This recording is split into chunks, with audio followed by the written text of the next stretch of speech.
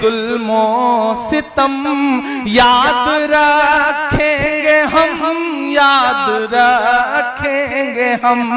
Lockdown के वो जानलेवा करम याद रखेंगे हम, याद रखेंगे हम। ऐ हुकूमत तेरे सारे जुल्मो सितम याद रखेंगे हम, याद रखेंगे हम। अपने माँ बाप घर बार से दूर थे, अपने माँ बाप घर बार से दूर थे। जुर्म ये था बिहारी थे मजदूर थे, जुर्म ये था बिहारी थे मजदूर थे। पेट खाली था और भूख से चूर थे, फिर भी पैदल ही चलने को मजबूर थे। के दिल में थी बेबसी आँख आंसू से नम याद रखेंगे हम, याद रखेंगे हम।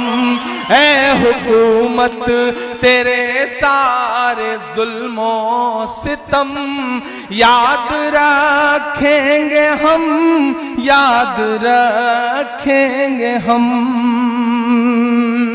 एक बंद पढ़ता हूं।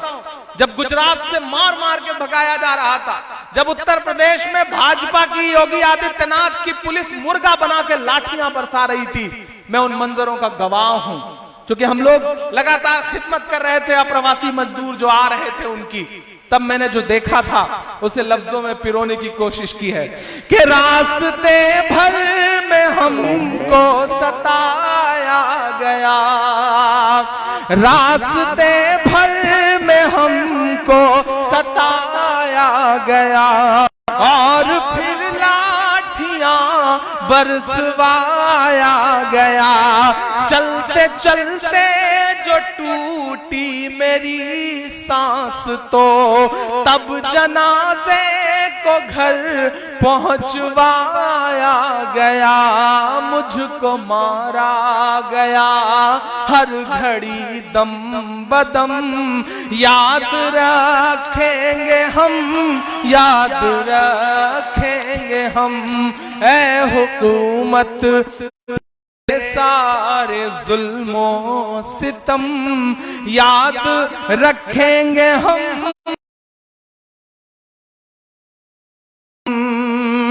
आखिरी मिसरे पढ़ता हूं और वहां से लेकर के जहां तक मेरी नजर जा रही है और पीछे जहां तक मेरी नजर जा रही है, ये जो अगले 4 मिसरे हैं आज से पूरे पटना और पूरे बिहार की फजाओं में गूंजने चाहिए।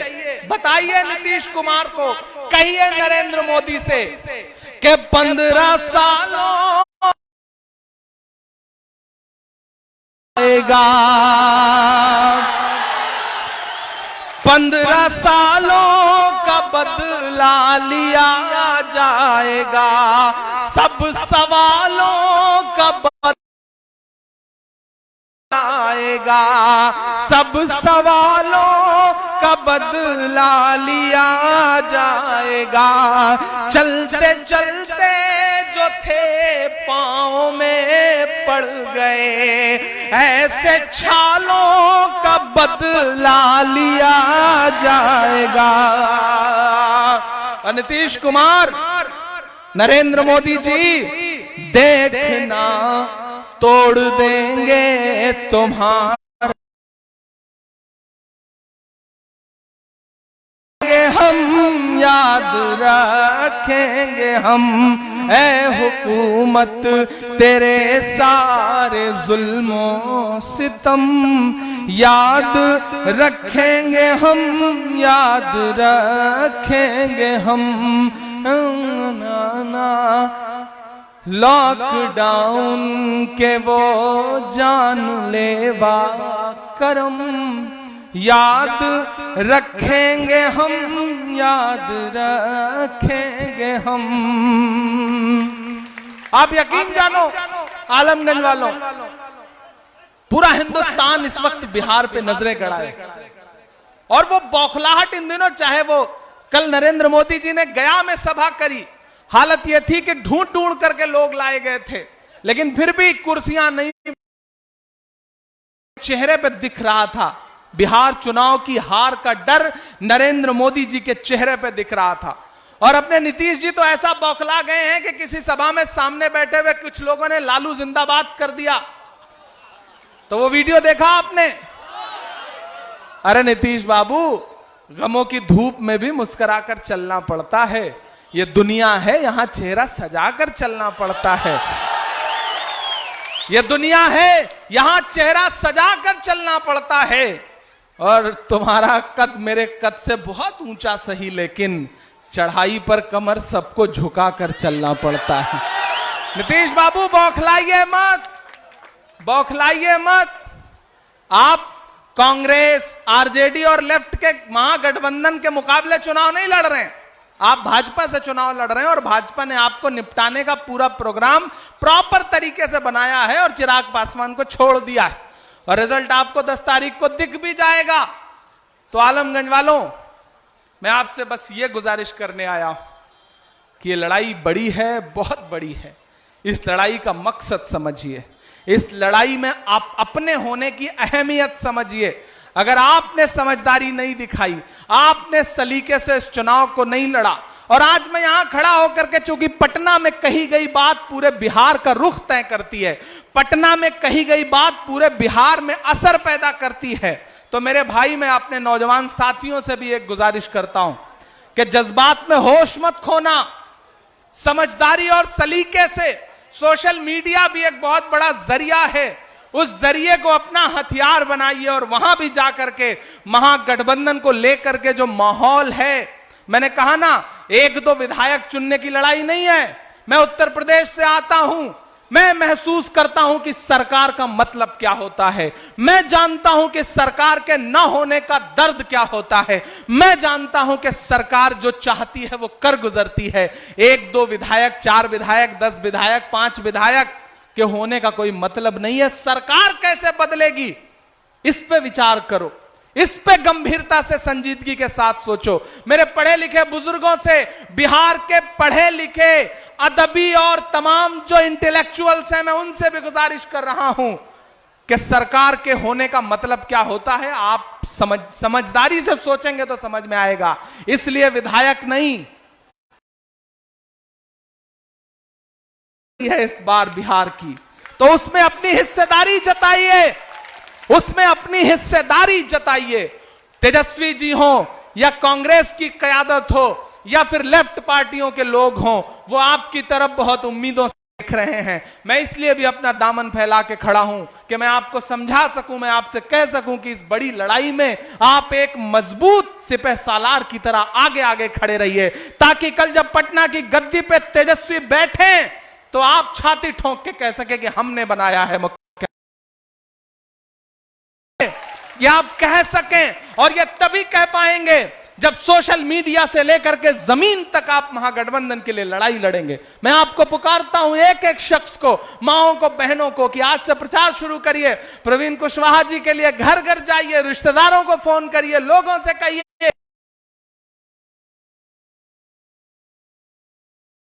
आपकी दिक्कत यह है कि आप सुबह जब चाय की दुकान पे बैठते हैं तो पटना की सरकार गिरा भी देते हैं और बनवा भी देते हैं।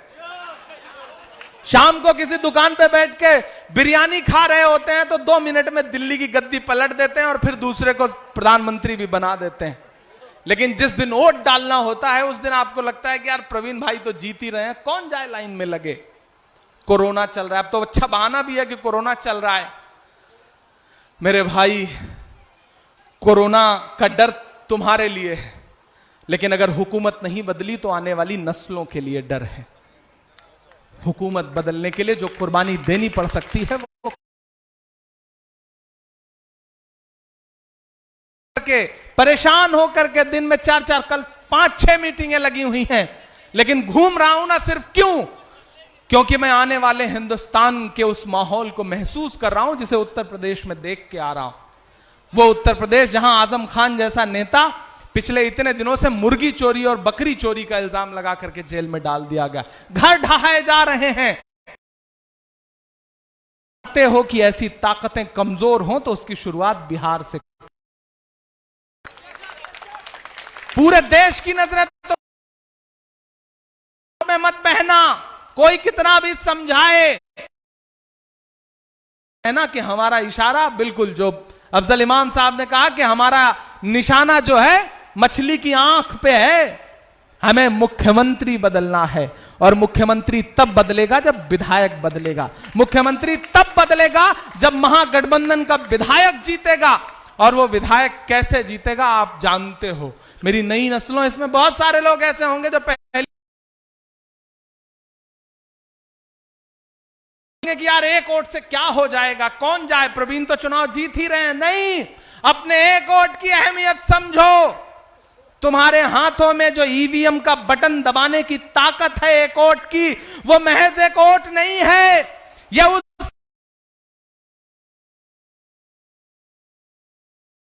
हाथियों का झुंड लेकर के, तो उस अबरहा के झुंड को देख करके खुदा ने अबाबीलें भेजी थी, और उन अबाबीलों के पंजों में एक एक कंकर थे। तुम्हारे हाथों में जो ईवीएम का बटन दबाने की एक वोट की ताकत है, दरअसल वो सिर्फ एक वोट नहीं है, वो अबाबील के पंजों में दबा हुआ कंकर है।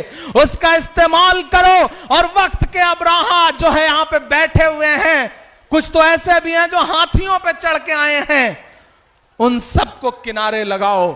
और 31 साल का एक नौजवान, मुझे अच्छा लगता है, मैं पिछले दिनों अररिया में तेजस्वी जी से मिला तो मैंने कहा तेजस्वी जी आपकी उम्र 31 साल है, मैं 32 साल का हूं, तो अपने आप आपसे एक रिश्ता महसूस होता है, एक जुड़ाव महसूस होता है।